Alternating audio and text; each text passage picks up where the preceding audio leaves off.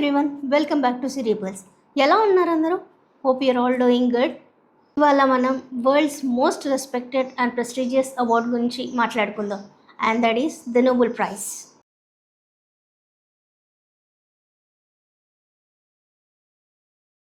అవార్డ్ని Alfred Nobel జ్ఞాపకార్థం ప్రతి సంవత్సరం డిసెంబర్ 10th రోజు, అది ఆయన డెత్ యానివర్సరీ రోజు ప్రజెంట్ చేస్తారు. వీడియోలో మనం నోబెల్ ప్రైజ్ హిస్టరీ గురించి, దాని ఆరిజిన్ గురించి, ఇంకా ఇండియాతో ఉన్న కనెక్షన్ గురించి తెలుసుకుందాం. ఆల్ఫ్రెడ్ నోబెల్ గారు ఒక Swedish scientist and he is also a chemist. Alfred Nobel గారి పూర్తి పేరు Alfred Bernhard Nobel. October 21st, 1833 స్టాక్హోమ్స్, స్వీడన్లో జన్మించారు. The couple Emmanuel Nobel and ఆడ్రెట్ ఎస్సెల్ Nobel. He is the third child to his parents. Also very known for his invention of dynamite. Dynamite వల్ల world వైడ్గా చాలా ఇండస్ట్రీస్ డెవలప్ అయ్యాయి. Created a industrial revolution. Later on ఈ డైనమైట్ని వార్స్లో కూడా ఉపయోగించడం జరిగింది. దానివల్ల ఎంతోమంది ప్రాణాలు కోల్పోయారు.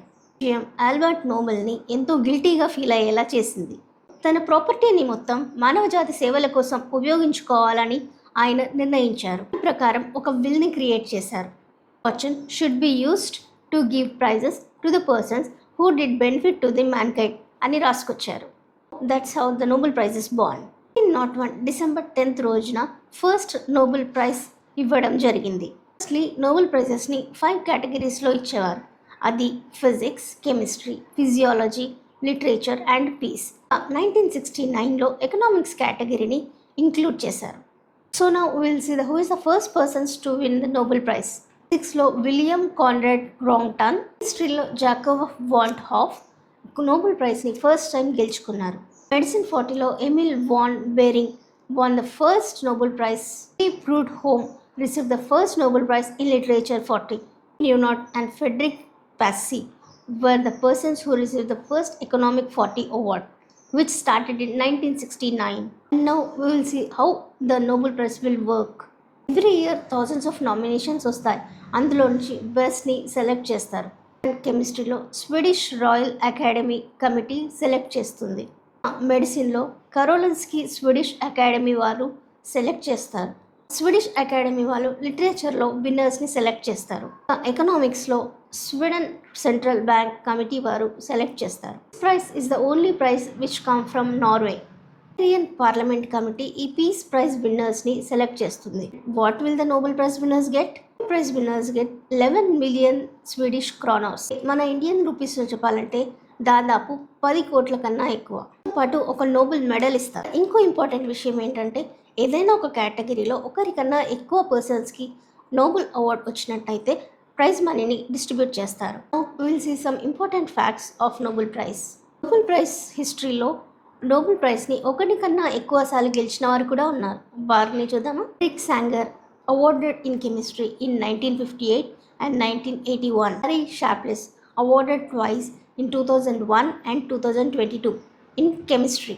And in physics, John Bardeen was awarded Nobel Prize for twice, year 1956 and 1972. Pauling was the only person who was awarded Nobel Prize twice without sharing with anyone. Awarded in 1954 and 1962. Madame Curie also received Nobel Prize twice for physics and chemistry. Malala Yousafzai was the youngest person to receive Nobel Prize. She was just 17 and awarded in 2014.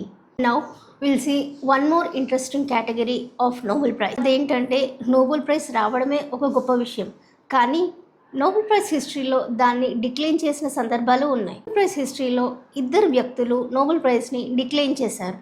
ఎవరంటే Jean Paul Sartre and Le Duc Tho, which were got awarded for literature and peace. And one more interesting fact about Nobel Prizes, Red Cross Society won the maximum number of Nobel Prizes, which belongs to Switzerland. It won Nobel Prize about 3 times, 1917, 1944 and 1963. Nobel Prize win అవ్వడం ఒక award మాత్రమే కాదు, is an symbol of honour. And now మన ఇండియాకి సంబంధించిన Nobel prize moments చూద్దాం. ఇప్పటి వరకు ఇండియాకి సంబంధించిన వారికి 9 సార్లు నోబెల్ ప్రైజ్ రావడం జరిగింది. Will see one by one.